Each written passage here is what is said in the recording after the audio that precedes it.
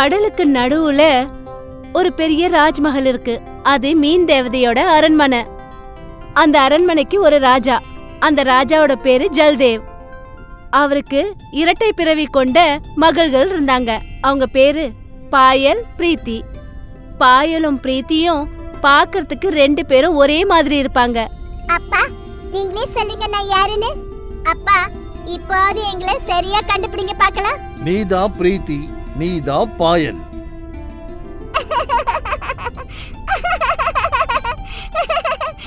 தப்பு, ரொம்ப தப்பு. நான் தான் பாயல், அவ பிரீத்தி. என்ன பண்ணீங்க? எப்பவுமே நீங்க தப்பாவே அடையாளம் காட்டுறீங்க. என்னால எப்படி அடையாளம் கண்டுபிடிக்க முடியும்? உங்களை படைச்சவரு ஒரே மாதிரி இல்ல படைச்சிருக்காரு. ஆனா எது எப்படியோ, நீங்க 2 பேரும் எனக்கு செல்லமான பசங்க. ஆனா இவங்க 2 பேருக்குள்ள நிச்சயமா மாறுபட்ட விஷயங்கள் ஏதாவது ஒண்ணு இருக்கும். பாயல் ரொம்பவே அன்பான பொண்ணு. அவ எல்லாருக்குமே எப்பவும் உதவி செஞ்சிட்டு இருப்பா. நன்றி. ஆனா பிரீத்தியோ ரொம்ப குறும்புக்கார பொண்ணு. எல்லார்கிட்டயும் விளையாடுறது அவளுக்கு ஒரு வேலையாவே போச்சு. அப்ப சரி, நீ என்ன உன்னோட கைகளை ஒன்னோட ஒன்னு சேர்த்து வச்சு காட்ட முடியுமா? அவ சொன்ன உடனே இந்த ஆக்டோபஸ் தன்னோட கைகளை இணைச்ச உடனே பிரீத்தி என்ன பண்ணனா, அந்த கடலுக்குள்ள இருக்கிற ஒரு செடியால அதோட எல்லா கால்களையும் கட்டி போட்டுட்டா. இப்ப இத அவுத்து காட்டு, நான் உன்னை நம்புறேன்.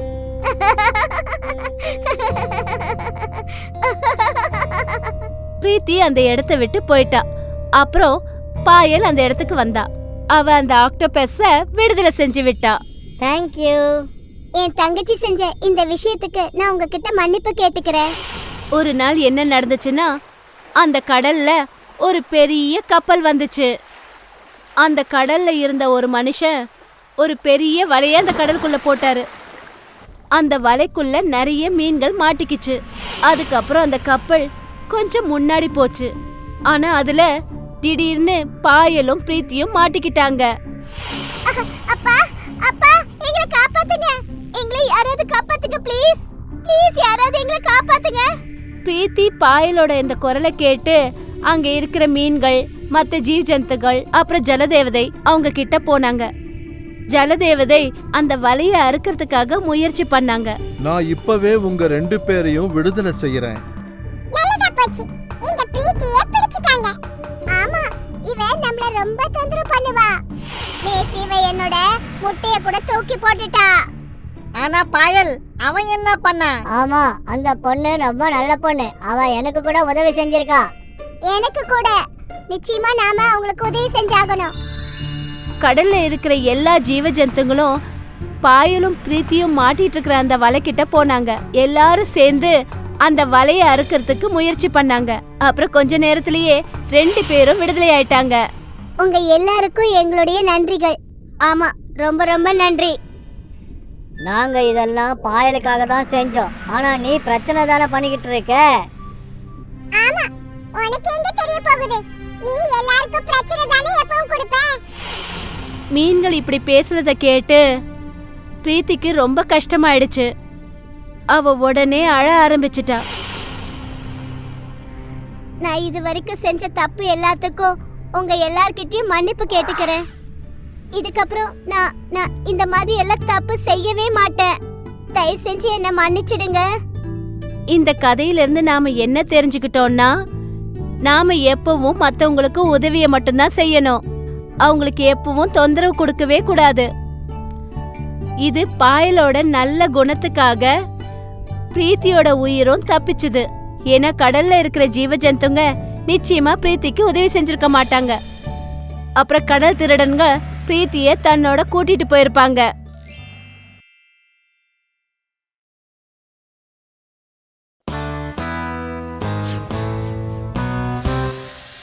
இது ரூபி ரோபினுடைய கதை. ரூபி கடலுடைய ராஜகும்பி. கடல் கன்னியா இருந்த ரூபி கடல்ல இருக்கிற எல்லா மீன்களோட நீந்திக்கிட்டு இருப்பா.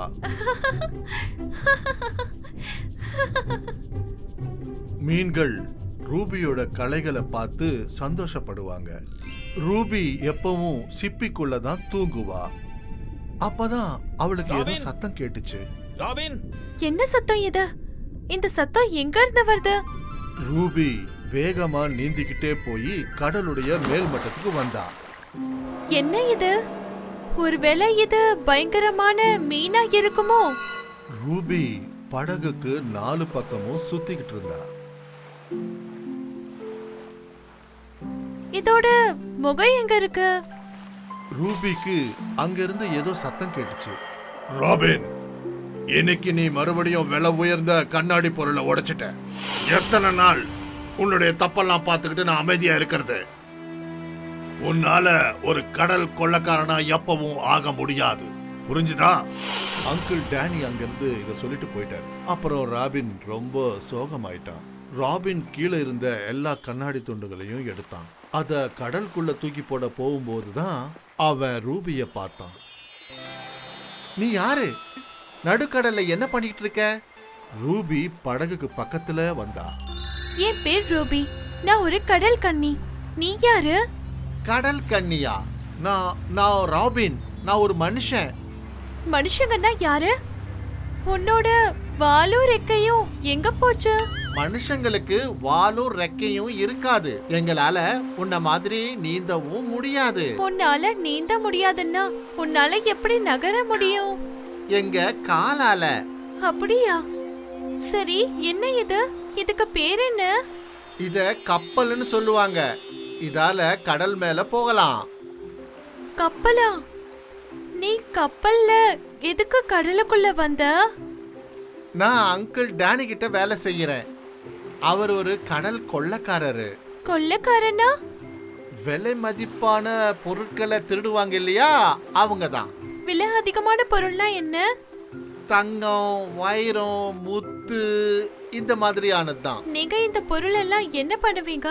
இது விலை உயர்ந்த பொருட்கள். இதெல்லாத்தையும் நாங்க வித்து சாப்பாடு, துணி எல்லாத்தையும் வாங்குவோம். அப்படியா? உன்னோட அங்கிள் கொள்ளக்காரரு. அப்படின்னா மத்தவங்க பொருட்களை இவரு அபகரிப்பாரா? ஆமா. ஆனா இது நல்ல விஷயம் கிடையாதே. உனக்கு ஒண்ணு தெரியுமா? வேற வழி இல்ல.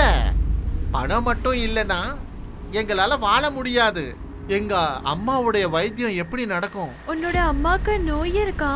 பல வருஷத்துக்கு முன்னாடி அம்மா, நானு, எங்க அப்பா எல்லாரும் கடலோரமா மீனவர்களா இருந்தோம். நானும் எங்க அப்பாவும் தினமும் படகுல உக்காந்துக்கிட்டு கடல்ல மீன் பிடிக்க போவோம். அங்க நாங்க வலைய போட்டு காத்துக்கிட்டு இருப்போம். சாயந்தரத்துக்குள்ள எங்களுக்கு நிறைய மீன்கள் கிடைச்சிடும். இத வித்தா எங்களுக்கு நிறைய பணம் கிடைக்கும். அத வச்சு எங்களுக்கு தேவையான பொருட்களை வாங்கிக்குவோம். அப்புறம் என்ன ஆச்சு? நீ மீன்களை பிடிக்கிறத விட்டுட்டியா? இல்ல உனக்கு கடல்ல மீன்களே கிடைக்கலையா? அதுக்கப்புறம் எல்லா குடும்பங்களும் அழியிற அளவுக்கு ஒரு விஷயம் நடந்துச்சு. அழிஞ்சிருச்சா? ஒரு நாள் அப்படிதான் எங்க அப்பா மீன் பிடிக்க தனியா போனாரு. கடல்ல ரொம்ப நேரமா எந்த அசைவும் இல்ல. எல்லாம் ரொம்ப அமைதியா இருந்தது. அதுக்கப்புறம் கடல்ல ஒரு பெரிய அலை வந்தது. அந்த அலை கொஞ்சம் கொஞ்சமா எங்க அப்பாவை முழுங்கிடுச்சு. அதே மாதிரி பக்கத்துல இருக்கிற எல்லா படகுகளும் முழுகிடுச்சு. அப்புறமாவும் கடல் அமைதி ஆவல. அதுக்கப்புறம் மறுபடியும் அலைகள் வந்தது. அதனால ஊர்ல இருக்கிற வீடுகள் எல்லாமே முழுகி போயிடுச்சு. நிறைய பேர் சுனாமி அலைகள்ல இறந்து போயிட்டாங்க. நிறைய பேர் காயப்பட்டாங்க. என்னுடைய அம்மாவும் இந்த அலைகளால தான் காயப்பட்டாங்க. எங்களுது எல்லாமே இந்த அலைகள்ல போயிடுச்சு. என்னுடைய அப்பா, என்னுடைய வீடு எல்லாமே. இப்போ மீதி இருக்கிறது நானும் எங்க அம்மா மட்டும்தான். அவங்களுக்கு வைத்தியம் பண்றதுக்கு பணம் வேணும். அதுக்கு தான் நான் இந்த வேலை செய்யறேன். விலை அதிகமான பொருட்களால உனக்கு பணம் கிடைச்சிடுமா? ஆமா, அதுக்காக தான் நான் கடல் கொள்ளக்காரனா மாறினேன். இதனால நான் விலை உயர்ந்த பொருட்களை கொள்ளையடிச்சு எங்க அம்மாக்கு வைத்தியம் பண்ணணும்னு நினைக்கிறேன். ராபின், நீ ரொம்ப நல்லவன். நீ கொள்ளைக்காரனா ஆகணும்ன்ற அவசியமே இல்ல. உனக்கு தேவையான பொருட்களை நான் கொடுக்கறேன். என் கூட வா. ராபின் கடலுக்குள்ள குதிச்சான். ரூபி ராபினோட கைய பிடிச்சி கடலுக்குள்ள கூட்டிட்டு போனா. ரூபி ராபினை கடலுடைய அடிமட்டத்துக்கு கூட்டிட்டு போனா. அங்க பாரு, அதுல ஒரு புதையலை எடுத்துக்கோ. இங்க இவ்வளவு புதையல் இருக்கு. ராபின் ரூபி புதையல்ல இருந்து ஒரு பாக்ஸ் எடுத்துக்கிட்டு மறுபடியும் நீந்த ஆரம்பிச்சாங்க. அவங்க 2 பேரும் அந்த பாக்ஸ் எடுத்துக்கிட்டு படகுக்கு வந்தாங்க. இந்த பொருட்களை வச்சு உன்னோட அம்மாக்கு வைத்தியம் பண்ணலாம்ல? இதனால எங்க அம்மாக்கு மட்டும் இல்ல, மீதி இருக்கிற நோயாளிகளுக்கும் வைத்தியம் பண்ணலாம். உனக்கு ரொம்ப ரொம்ப நன்றி. உனக்கு உதவி செஞ்சதுல எனக்கு ரொம்ப சந்தோஷமா இருக்கு. இதுக்கப்புறம் நாம நண்பர்களா? ஆமா, கண்டிப்பா. ராபின், ராபின், நான் இப்ப கிளம்புறேன். நீ கடலுக்கு வரும்போதெல்லாம் கண்டிப்பா என்ன நீ பார்த்துட்டு தான் போகணும். ரூபி தண்ணிக்குள்ள போயிட்டா. அதுக்கப்புறம் அங்கிள் டேனி அங்க வந்தாரு. இங்க பாருங்க அங்கிள் டேனி, எங்க அம்மாவோட வைத்தியத்துக்காக எனக்கு விலை உயர்ந்த பொருட்கள் நிறைய கிடைச்சிருக்கு. எப்படி கிடைச்சது? எப்படின்னா உங்ககிட்ட சொல்ல முடியாது. என்ன மறுபடியும் என் இடத்துல விட்டுடுங்க, என்னால கொள்ளைக்காரனா ஆக முடியாது. அங்கிள் டேனி படகை திருப்பிட்டாரு. அவங்க ஊருக்கு அவங்க போயிட்டாங்க. ராபின் அவங்க அம்மாவுக்கு வைத்தியம் பண்ணான். மீதி இருக்கிற பொருட்களை தேவைப்பட்ட ஏழைகளுக்கு கொடுத்துட்டான். கடல் கன்னி ரூபி ராபினை கடல் கொள்ளைக்காரனா ஆகாம மாத்திட்டா. நம்ம கடல் கன்னி ரூபி இப்பவும் கடல்ல சந்தோஷமா இருக்கா.